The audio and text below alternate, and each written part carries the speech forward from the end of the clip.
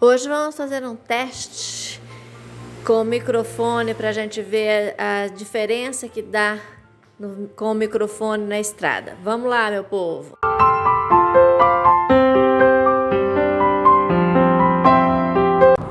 Vamos fazer um teste aqui para ver se com o fone diminui o ruído, né? Porque as últimas gravações que foram feitas, elas ficaram com muito barulho da estrada, o barulho dos carros, e então ficou muito ruim a gravação. Aí não convém a gente fazer a gravação se for para ficar com tanto barulho desse jeito, porque não tem lógica fazer uma gravação perdida, né? Então, vamos fazer esse teste para ver como ela fica. Aí depois que a gente testar, a gente volta a gravar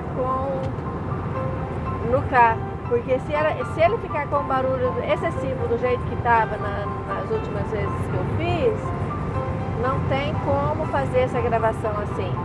E é bobagem ficar fazendo gravação para perder tempo, perder o ritmo, né, daquilo que a gente está falando, porque essas gravações elas são feitas de maneira espontânea, eu não tenho roteiro, né? Eu tenho a ideia que a gente vai trabalhar, mas não sigo o roteiro, não sigo texto. Então, a gente é bobagem você ficar fazendo a gravação e depois não ter utilidade dessa gravação, né? Porque se a gente segue o texto, se você tem um texto pré-escrito, aí você só lê o texto e tá tudo certo, você refaz a gravação. Mas não é o caso, né? A gente não trabalha com o texto pré-escrito. A gente trabalha com as ideias que já está na cabeça mesmo, né? Que são ideias espontâneas, que surge porque a gente tem o roteiro pré-determinado mais ou menos sobre o que a gente vai falar, né? Aí dependendo do que a gente vai falar é o que vem, porque mesmo porque dirigindo não tem como ler texto, né? Então a gente faz tudo de maneira natural e ao vivo, né? Sem corte, sem filtro, é aquilo que sai mesmo. Por isso que às vezes sai alguns caguetes, alguns defeitos na gravação, mas quanto a isso não tem problema. O problema é se o som fica muito ruim, que aí é perdido, né? Desperdiçado, porque não tem como você colocar no ar um vídeo que o som esteja muito contaminado.